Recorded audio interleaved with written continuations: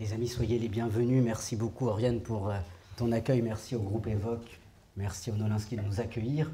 Très heureux de vous retrouver ce soir et de me rendre compte avec beaucoup de joie que vous êtes toujours de plus en plus nombreuses et nombreux. Donc merci pour votre confiance.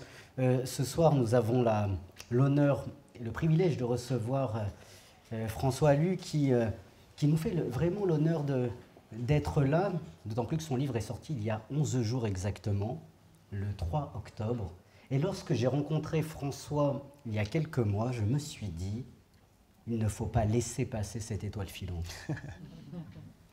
Et lorsque j'ai lu le livre, n'est-ce pas, je me suis dit, c'est extraordinaire de l'avoir. Alors, François, peut-être une première question. On dit souvent qu'une étoile filante façonne et forge une identité au niveau philosophique. Alors tout simplement, quelle est ton identité et qui es-tu? Merci beaucoup Emmanuel pour cette belle introduction. Je répondrai de façon tout à fait courte. Je suis François Allu. Bonsoir. Non, je plaisante. Non, la question de l'identité, c'est une question qui est très très large. Je pense qu'on est tous très multiples et qu'on a tendance à vouloir mettre les gens dans des cases. C'est beaucoup plus pratique d'être dans une case, de dire bon bah lui c'est le danseur, lui c'est le philosophe, lui c'est la personne qui filme. Et en fait, véritablement, il y a une pluralité chez chacun qui est immense. Je ne vais pas vous raconter toute mon identité, sinon on y est encore demain. Mais globalement, pour résumer, moi je me définirais comme un artiste en fait. Un artiste, qu'est-ce que c'est? À mes yeux, c'est quelqu'un qui conserve volontairement ou involontairement une petite cicatrice toujours un peu ouverte pour garder cet exercice cathartique qui lui permet constamment de transformer ses douleurs, ses peines, ses incompréhensions en un produit matérialisé qui permet aux autres personnes de vivre l'exutoire avec lui. Je crois que c'est comme ça que je me définirais de façon assez succincte. Et alors, en rebondissant sur ta définition, François, tu soulignes que finalement l'artiste est celui qui laisse les plaies ouvertes. Nous avons tous des plaies finalement, nous avons tous nos faiblesses. Finalement, ne serions-nous pas, nous toutes et tous, artistes, d'une certaine manière? J'ai revu l'interview qu'on avait fait ensemble pour Devenir pour agir, qu'Emmanuel anime, et on était parti sur ce sujet. Et figure-toi que je n'ai pas changé depuis ces quelques mois. Je continue à persister qu'en chacun de nous, il y a un artiste. Simplement, est-ce qu'on a envie de développer ça ou pas? Est-ce qu'on a envie d'y croire? Est-ce que... Ça c'est libre à chacun. Mais oui, moi je crois fondamentalement que un artiste, c'est aussi quelqu'un qui garde une part de naïveté, une part de tout est possible. Et qui va de moins en moins se limiter en se disant bah non, ça je peux pas parce que j'ai pas les finances, ça je peux pas parce que qu'est-ce qu'on va penser de moi, ça je peux pas parce que... Et qui va se mettre des barrières, c'est quelqu'un qui dit moi j'y vais, je fonce.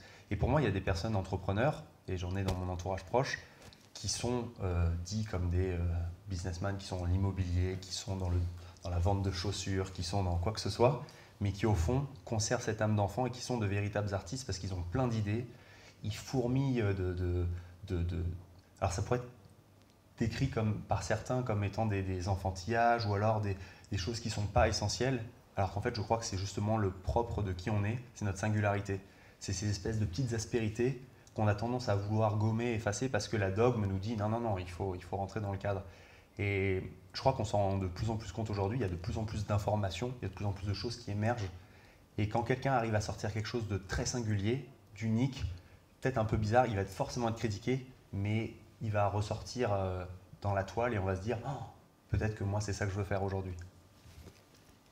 C'est passionnant, je voudrais rebondir sur toutes tes phrases, mais je vais me calmer un peu. Mais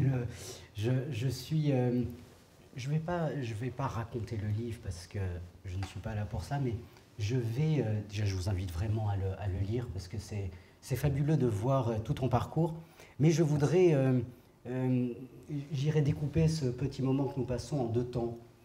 Lorsque tu étais à l'opéra et maintenant lorsque tu n'y es plus. Parce que je rappelle que tu nous as tous surpris lorsque le 22 avril 2022, tu as été nommé étoile à l'opéra et le 22 novembre, quelques mois après, tu as démissionné. j'ai pile poil calculé et tout. C'est ça. Exactement. Non, pas du tout. C'est des heureux hasards, tout ça. Mais vas-y, je te laisse poursuivre. Et donc, au moment, pendant que tu étais à l'opéra, je voudrais revenir sur une réflexion que tu fais dans ton livre, en tout cas qui est comme une étoile filante dans ton livre, c'est la notion de perfection. À quel moment peut-on parler de perfection lorsqu'on est danseur étoile? Quelle est la limite de la perfection? Et surtout, la perfection, est-ce vouloir faire sans faille, je dirais sans erreur, ce qui t'est demandé de faire? Ou finalement, la perfection n'est-elle pas d'une autre manière accepter qu'il y ait des erreurs pour grandir encore plus? Grande question philosophique, effectivement, on est au bon endroit. J'aurais tendance à rajouter dans la case de l'identité perfectionniste. Et effectivement, alors on en rigole dans les entretiens d'embauche quand on dit quel est votre défaut, perfectionniste. Mais en fait, véritablement, je pense que ça peut être un défaut. Il y a un côté extrémiste dans le perfectionnisme. Mais le fait d'accepter d'avoir des erreurs, ça montre bien que ce n'est pas parfait. Donc je crois qu'en tout cas, la quête de la perfection, elle est essentielle pour avancer parce que c'est en évoluant chaque jour, en essayant de se dépasser psychologiquement, physiquement, émotionnellement, qu'on est sur un chemin qui mène au bonheur. Mais le jour où on a atteint, entre guillemets, une perfection tangible, c'est-à-dire un titre, vous voyez ce qui se passe, on s'en va. Et je crois que c'est un petit peu, alors je prends une métaphore parce que moi je suis toujours resté un enfant aussi, on a tous joué à des jeux quand on était enfant, des jeux vidéo ou même des jeux de cartes ou quoi que ce soit. Si vous étiez constamment le meilleur à un jeu, vous jouiez une fois, deux fois, trois fois, puis au bout d'un moment on passe à autre chose. Et j'aurais pas la prétention de dire que j'ai fini le jeu de la danse parce que c'est un jeu qui est infini, on peut perfectionner chaque mouvement, j'aurais pu réussir à donner encore plus de texture à mes mouvements, à mes personnages, de créer de la nuance, d'améliorer encore plus mon physique pour qu'il ressemble à une certaine norme. Mais dans mon jeu à moi, en tout cas, j'ai réussi à atteindre le dernier niveau et je me suis dit, c'était génial, c'était formidable. C'est arrivé un petit peu tard, j'aurais pu, si c'était arrivé 5-6 ans plus tôt, en profiter. Certaines personnes, c'est la question qui est très à la mode, on me dit oui, mais est-ce que tu n'es pas un peu une diva et tout? Je suis un artiste, donc oui, je suis une diva. Mais est-ce que je ne suis pas un petit peu une diva? Comme je dis tout le temps, un ingénieur qui va quitter son job ou quelqu'un qui va quitter son job, juste parce qu'il n'a pas tous les yeux braqués sur lui, on ne va pas lui dire que c'est une diva. Or là, il y a quelque chose de l'ordre de oui, mais tu as fait l'opéra, on m'a dit ça il n'y a pas longtemps en interview, l'opéra c'était gratuit, alors que mes parents ont payé l'internat et puis moi j'ai peiné pour arriver à cette école. J'ai servi chaque année du mieux que j'ai pu, chaque ballet, mais il y a un moment en fait ma liberté, elle n'a pas de prix et je pense qu'on ne se doit rien. Je ne dois rien au public et il ne me doit rien non plus. En revanche, si on va boire un café et tout, on se doit juste du respect, je crois. C'est ça le principal. On s'est éloigné terriblement. Tu peux me rappeler la question initiale? Le perfectionnisme, c'était ça. Donc je crois que la perfection, c'est bien que ça reste une quête, mais le jour où on estime qu'on a atteint cette perfection, ce qui est complètement subjectif, c'est bien de passer à autre chose et pas s'entêter et surtout ne pas se laisser influencer par le qu'en dira-t-on et par le mais vas-y, mais reste, mais maintenant t'as ce que tu voulais. Bah oui, et donc c'est la raison principale pour laquelle il faut que je débute autre chose parce que la vie, à mon sens, ça reste une expérience. C'est Viktor Frankl qui dit ça, la vie c'est un court instant de pause entre deux instants de mort. Et moi je me dis, bah oui, donc profitons quoi. Tu dis que la perfection est une quête. D'une certaine manière, il n'y a pas de perfectionnisme sans l'idée de beauté. Le beau, la perfection conduirait au beau. Quelle définition donnes-tu du beau? Aïe, aïe, aïe. Et finalement, es-tu continuellement, encore aujourd'hui, en quête du beau qui fait grandir? Je pense que comme beaucoup de personnes aujourd'hui, je suis surtout en quête de sens, plus qu'en quête de beau. L'esthétique, c'est quelque chose qui me touche et j'ai envie de dire que la véritable beauté, c'est quelque chose qui est indicible en fait. La beauté, on la ressent, on ne peut pas forcément mettre des mots dessus. Et c'est ça qui est génial d'ailleurs avec la danse, c'est que les mouvements peuvent exprimer des choses que les mots ne peuvent pas et vice-versa. Et c'est aussi pour ça que j'ai eu à cœur et que je continue à développer ça aujourd'hui, à mêler à la fois l'écriture, la voix, la réalisation et en même temps le mouvement. Je crois que ça c'est hyper important. Après, le beau, c'est propre à chacun. On peut trouver un tableau avec beaucoup de violence, des couleurs très dures, très beau parce que ça va nous rappeler à quelque chose. Ça peut même être une scène de violence passée et de se dire « Oh là là, qu'est-ce que c'est beau de revoir cette scène violente parce qu'en fait je m'en suis sorti, ou d'autres qui ne vont pas s'en sortir, de se dire cette douleur insoutenable, ah c'était terrible, et en même temps, je ne devrais pas le dire, mais qu'est-ce que c'est bon quoi. Et d'une certaine manière, ça peut faire appel à de la beauté en soi. Donc je crois que c'est vraiment propre à chacun. En ce qui me concerne, moi je cherche surtout du sens aujourd'hui. Et je crois que quand on a, alors ça, c'est le moment candide 100%, mais quand on a un sourire de quelqu'un, quand on a un merci, quand on a juste, même rien, mais qu'on voit qu'on a contribué à façonner le monde avec son œil à soi, et moi j'ai à cœur d'apporter de la lumière dans ces moments d'obscurité, ça rend très heureux. Et je conclurai juste avec une petite anecdote personnelle, parce qu'on en a parlé juste avant, tu m'as dit n'hésite pas avec les anecdotes personnelles. Pendant le confinement, alors qu'il n'y avait absolument rien, peut-être que certains ont suivi, d'autres non, mais j'ai fait un petit film dans mon jardin, il se passait vraiment rien du tout, j'ai torturé mes parents pour qu'ils me filment, j'étais le réalisateur le plus odieux du monde, mais qu'importe. Et je me rappelle que les voisins me regardaient et on est tous passés de la table apéro, clope, charcuterie à ah bah tiens, il y a un truc qui est sorti, et puis les voisins qui regardaient, hey, tu refais bientôt un petit film, ah, on pourra passer, hein. Et donc on a recréé du lien alors que chacun était enfermé chez soi. On s'est re-questionné sur ce que c'était le collectif, et puis surtout le fait d'avoir des activités dans mon jardin. Peut-être que ça a pu donner naissance à certaines autres activités chez eux, et je me rappelle que leur visage solaire, ça m'a fait beaucoup de bien quoi, de me dire ouais, j'ai servi à quelque chose en tout cas. Enfin, j'ai eu l'impression, l'espace d'un instant. Tu parles de la quête de sens. Il n'y a pas de danse sans adéquation entre le corps et l'esprit. Lorsque tu dansais, finalement, quel était le sens que tu cherchais à incarner à travers la danse? Alors, tout dépendait du propos que je servais, forcément. En fait, c'est assez bizarre. Je dirais qu'il y a plusieurs types de danseurs. Il y a les danseurs qui vont être instinctifs, ce que je suis initialement. Et j'ai fait une rencontre d'un homme très intelligent qui s'appelle Samuel Murez, qui a monté sa compagnie 3e étage. C'est un mec brillant et qui est à la fois un artiste et en même temps très cérébral. Et il m'a inculqué cette part de cérébralité où j'ai commencé à mettre des mots sur mes pensées. J'ai commencé à apprendre à gérer j'en parle dans le bouquin, comment on gère ses pensées parasites quand on est en stress, quand il y a une assemblée qui nous regarde et qu'on pourrait dire n'importe quoi et qu'en plus c'est filmé et que ça va rester.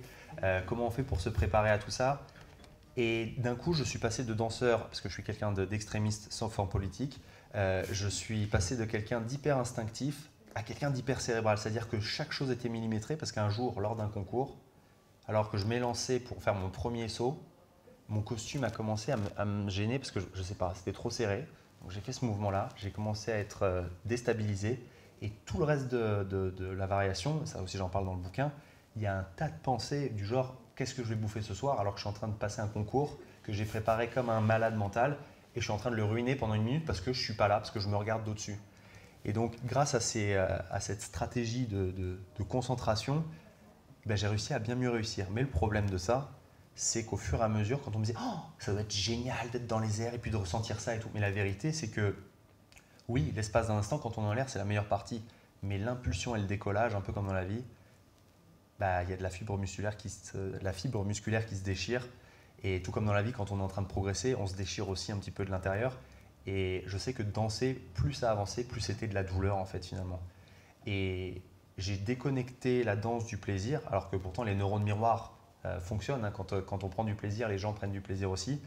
Là, j'arrivais quand même à en donner parce que j'étais concentré, je dirais, mais je ne ressentais pas des sensations positives. Ça me faisait plutôt très mal et c'était très dur. En fait, depuis tout à l'heure, on parle de la danse, on va passer à la deuxième partie, mais quelle définition donnes-tu de danser? Danser, pour moi, comme je le dis dans le livre, en fait, c'est plus une philosophie. Enfin, c'est celle que j'aime beaucoup, d'ailleurs, c'est la philosophie du mouvement. C'est le fait de jamais stagner, de toujours vibrer. De toute façon, on n'a pas le choix. Hein. On est sur une Terre qui tourne et on a nos atomes qui sont en permanence en train de bouger. Donc, on a beau dire non, mais là, je ne veux plus rien faire, il se passera quand même quelque chose. Donc, moi, je dis toujours, je préfère agir sur ma vie plutôt qu'elle agisse sur moi parce que de toute façon, je vais devoir souffrir. Donc, autant que je me dise, ça va être dans cette direction. Moi, j'ai un peu choisi ce qui allait m'arriver. Et c'est ça qui va me faire grandir. Donc voilà, je dirais que la danse, c'est principalement ça. Et puis, aujourd'hui, la danse, elle a une autre place dans ma vie. Là, je vais donner mes dernières dates, les 22 et 23 décembre au Trianon, du spectacle Complètement jeté, qui a été à la fois adoré, où j'ai eu des gens qui étaient en larmes et qui m'ont dit mais merci, ça m'a apporté tellement de solutions à ma vie, et d'autres qui m'ont dit c'est le pire spectacle que j'ai jamais vu et qui sont partis. Je me suis dit bon. Et en même temps je trouve ça intéressant parce que ça veut dire que ça vient toucher On a eu des commentaires quand même sur une adresse mail, donc je veux dire il faut aller prendre le temps d'écrire sur un mail, de se dire un dimanche attends je vais écrire un commentaire en disant que j'ai détesté, etc. C'est que généralement on a touché à quelque chose qui dérange un petit peu, donc pour moi c'est un spectacle qui a été réussi. Et je me suis rendu compte que dans ce spectacle, là, je me suis vraiment fait plaisir dans l'écriture, dans la gestuelle. Mais le commentaire récalcitrant, c'était bon, bah, c'était super, mais on aurait aimé vous voir danser un peu plus. Et donc je me suis dit, bon, pendant longtemps, j'étais ah non, mais c'est mon spectacle, je fais comme je veux. Et en même temps, j'ai à cœur, en tant que spectateur, quand je vais voir un spectacle ou que je lis un livre, il y a des choses que j'ai envie d'avoir, quoi. Enfin, je veux dire, on va voir un danseur de l'opéra, on s'attend à de la danse. Et donc là, pour ces dernières dates, je me suis dit, il faut que j'arrive à me restimuler parce que juste refaire le même spectacle, ça ne m'intéresse pas. Et donc pour ces dernières dates, on va recréer spécifiquement des nouveaux solos un peu plus longs, on va remettre un peu de danse et je vais mettre des passages du livre dans le spectacle. Moi, ça va m'exciter de nouveau parce que j'avais perdu un petit peu cette flamme et je me suis dit, ok, comment tu peux de nouveau avoir envie? Et là, j'ai eu le coup de fil aujourd'hui, je me suis avec mon coproducteur et j'ai dit, ok, on va faire ça. Et là, de nouveau, j'ai envie de reprendre ce seul en scène et d'enflammer la piste.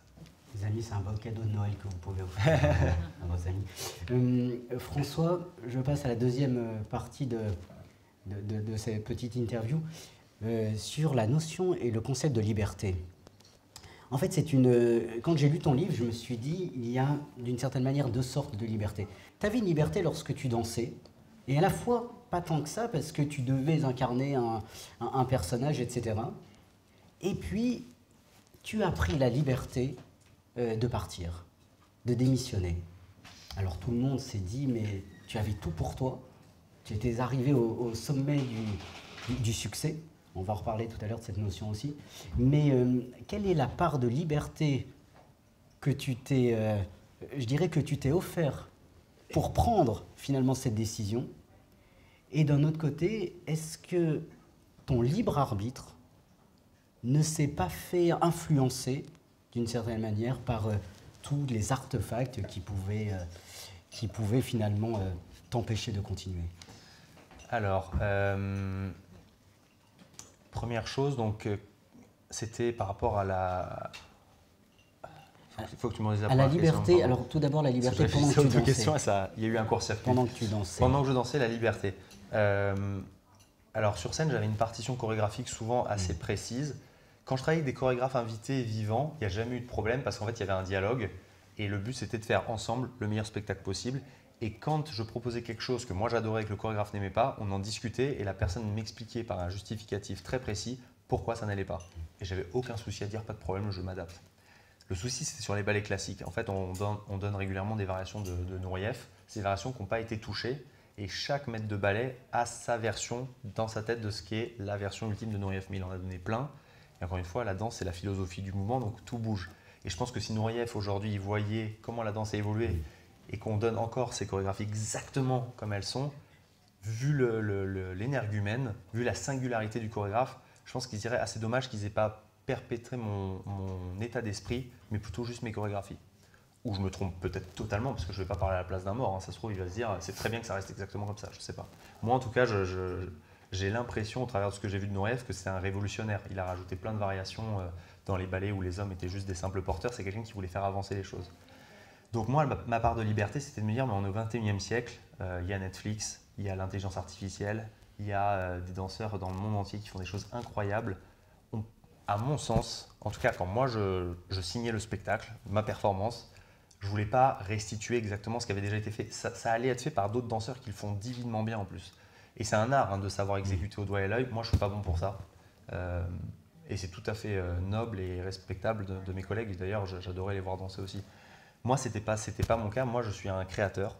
Et donc, ce que je voulais, c'était conserver évidemment en grande partie la chorégraphie. Mais quand il y avait une spécificité, un saut, si j'étais capable de le rendre encore plus complexe, de transformer l'enchaînement pour faire encore plus lever les foules, bah, je le faisais. Donc là, je prenais effectivement une petite part de liberté.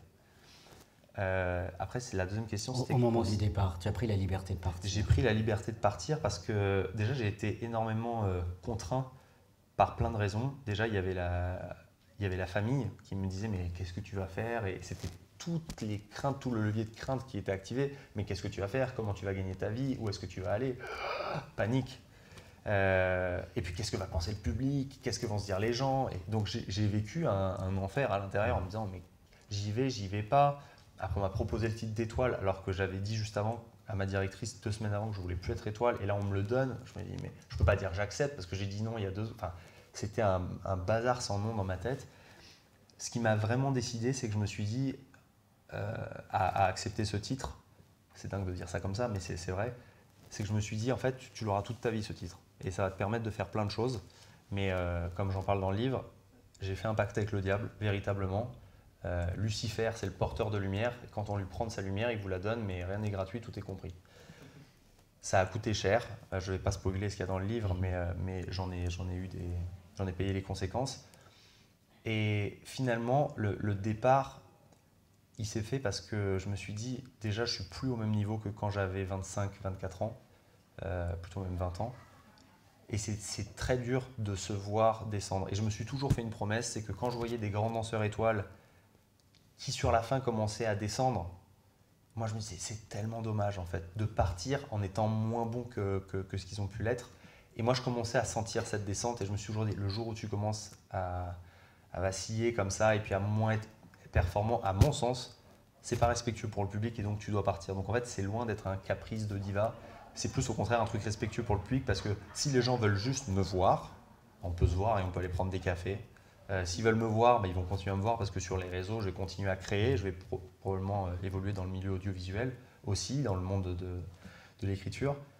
Donc, s'ils veulent voir les performances en revanche qu'ils ont vues quand j'étais plus jeune, ça malheureusement, je ne peux plus. Et en fait, en vérité, aucun danseur ne peut délivrer ce qu'il donne quand il a 20-25 ans parce qu'il y a une histoire de physique. Moi, mon corps, il s'est vraiment érodé. J'ai à peine 30 ans, j'ai déjà de l'arthrose. Alors, je ne me plains pas, mais ce que je veux dire, c'est que j'ai vraiment donné 2000% à chaque fois que j'étais en scène. Et on m'a dit, mes managers, mais tranquille, sur cette partie, vas-y plus doucement. Moi, je me disais, mais qu'est-ce que je vais faire plus doucement? En fait, les gens, ils ont payé. Moi, quand je prends toujours je fais toujours le lien avec la restauration, parce que j'adore manger. Quand on s'offre un super beau resto, un étoile, 2 étoiles, 3 étoiles, qu'importe, et qu'on arrive et que c'est pas mal, mais il y a un truc surgelé au milieu, on se dit, oula, on dit, ah désolé, mais là, sur cette partie, ils ne sont pas donnés à fond, quoi. Moi, je ne vais pas être content. Donc, j'essaie de transmettre aux autres ce que j'aimerais bien qu'on me transmette aussi, quoi, voilà. Tu es arrivé au sommet lorsque tu as été nommé danseur étoile, tu arrives au sommet du succès, si je puis dire. Quelle définition donnes-tu du succès? Et psychologiquement, comment l'as-tu vécu? Alors, la définition du succès, selon moi aujourd'hui ou selon moi à l'époque? Les deux. Les deux. Alors, Oui. le François jeune à l'époque, c'était de se dire j'ai envie d'être danseur étoile, j'ai envie d'être acclamé, j'ai envie de gagner de l'argent, j'ai envie de briller. Aujourd'hui, pour moi, le succès, c'est de se dire j'ai des amis sur qui je peux compter, j'apprends et j'évolue tous les jours et malgré l'adversité, je garde la tête haute et j'arrive à avancer. Et malgré les rafales de critiques ou de pics, quels qu'ils soient, je vais vaciller, ça va être difficile, je vais avoir des moments très durs, mais c'est pas grave, je vais continuer à avancer. Voilà. Pour moi, ça c'est le succès, c'est plus forcément d'être dans la lumière. Après, j'ai toujours ce besoin de reconnaissance, hein, je me considère toujours artiste, je garde toujours cette cicatrice, donc voilà. Et puis le succès aussi pour moi, c'est réussir à se libérer véritablement du candidaton et de s'assumer tel qu'on est, avec ses aspérités, avec ses défauts, avec le fait de dire oui, j'ai besoin de reconnaissance. Et aujourd'hui, on se dit oula, donc peut-être qu'il y a des gens qui vont dire mais vous inquiétez pas. Il y a des gens déjà qui m'ont dit ça une fois après une conférence. Mais vous savez, nous, on vous aime toujours. Et non, mais ça va, vous inquiétez pas. Je suis pas à plaindre, mais ce que je veux dire, c'est que c'est mon driver, quoi. C'est-à-dire que quand je m'imagine, comme Sapiens, hein, de façon générale, hors de la meute, il y a la peur de la mort qui arrive tout de suite, et donc la peur de ne plus exister. Et donc, oula, d'un coup, il y a le palpitant qui s'active, et là, je vais me bouger. Mais dès le moment où je me dis, bon, en fait, j'ai de l'argent, j'ai de la notoriété, j'ai de la célébrité, ce qui s'est passé à un moment de ma vie, j'ai pris 10 kilos, j'avais plus envie de rien, je me posais des questions existentielles en me disant, mais qu'est-ce qu'on fout ici, quoi? ah, c'est bon, j'ai même pas 30 ans, j'ai déjà fini ce que je voulais, bon bah j'ai plus de rêve, ok, bon bah je vais attendre dans mon canapé que ça passe, quoi. C'est un peu triste. Donc je crois que le succès c'est ça, et c'est la capacité aussi de tout le temps se réinventer, de toujours rêver et d'aller presque, en tout cas pour moi c'est un des moteurs quand on dit non mais ça c'est impossible, ou oh, c'est pas une super idée ça je crois. Là je plonge et je me dis ok, on va travailler et ça va être un chemin intéressant. Cette notion du succès, je trouve qu'elle est hyper intéressante. Et tu viens de dire, voilà, tu continues à rêver, tu continues à avoir des projets. Ce sera ma dernière question avant de vous passer le micro, cher public. Mais aujourd'hui, François, quel est le sens de la responsabilité que tu as? Cette notion de la responsabilité, tu as quitté l'opéra, tu as quitté tout ce que tu faisais avant, et maintenant tu innoves, tu as de nombreux projets, tu interviens dans les entreprises, etc. Qu'attend le monde de toi aujourd'hui et qu'attends-tu de lui? Comme j'ai dit tout à l'heure, je n'attends rien de personne et je pense qu'on ne doit pas attendre quoi que ce soit de moi. En tout cas, si les gens ont des attentes, je ne peux pas avoir de prise là-dessus. J'espère qu'ils seront heureux de ce que je vais proposer. Moi, à ce jour, comme je l'ai dit, effectivement, il y a le fait d'aller dans les entreprises et de redonner du sens, parce qu'en fait, il y a plein de personnes, et peut-être que vous en faites partie, qui sont dans une déperdition totalement de sens et qui ont des soucis de santé mentale. Enfin, c'est vraiment quelque chose d'assez présent. Une petite stat, je déteste les statistiques, mais j'en donne quand même une. Il y avait 67% des Français en 2023 qui avaient envie de quitter leur job parce qu'ils trouvaient plus de sens dans ce qu'ils faisaient. Et moi, ça m'est arrivé un tout petit peu plus tôt. Et donc, j'ai à cœur de dire, ok, comment on fait pour se réinventer? Comment on fait pour... En fait, je fais ce que je faisais dans les théâtres, mais maintenant dans les entreprises, parce que finalement, dans les entreprises, certains conférenciers passent, ils racontent leur expérience, questions-réponses. Mais en fait, moi, je me suis vraiment, grâce au confinement, posé des questions de pourquoi j'étais si malheureux. Et j'y ai trouvé des réponses. Et donc, j'ai à cœur de pouvoir les partager. Et j'ai envie de continuer aussi cette activité artistique. Donc là, par exemple, en ce moment, ce que je fais, c'est que j'écris des poèmes sur des thématiques. Là, je suis en train d'écrire quelque chose sur, ça s'appelle L'affamé. Et je parle en fait des soucis qu'on peut rencontrer quand on est tout en haut de la chaîne, comme on est tout en bas. Et finalement, il y a énormément de similarités. Ça peut paraître très bizarre, mais notamment, je ne vais pas tout révéler, mais la solitude, en fait. Quand on est PDG d'une énorme boîte et qu'on est constamment, on est avec tout le monde, mais en même temps, on peut être avec personne, on peut passer à côté de sa vie, tout comme quelqu'un qui va être seul sur son matelas. Bon, bref. Et j'ai à cœur d'apporter mon point de vue là-dessus, d'une manière un petit peu singulière, et toujours avec une proposition un peu rêvée, un peu fantasmagorique, mais qui, va savoir, peut-être va germer un jour dans l'inconscient de quelqu'un et se dire tiens, c'est cool, et si on pouvait monter une association en faisant ça et ça, on pourrait faire rencontrer par exemple des CEO et des SDF. J'en sais rien, je dis ça comme ça, mais pourquoi pas? Et je crois que c'est un peu aussi le rôle de l'artiste, c'est de... Il ne va pas aller sur le terrain directement et il ne va pas aller coder sur les machines, mais c'est quelqu'un qui va apporter des idées. Alors il peut le faire sous forme de conférence, il peut le faire sous forme de film, mais en tout cas, moi, mon rôle aujourd'hui, c'est de continuer à faire vibrer, à faire rêver et puis à faire passer la lumière, quoi. Très bien.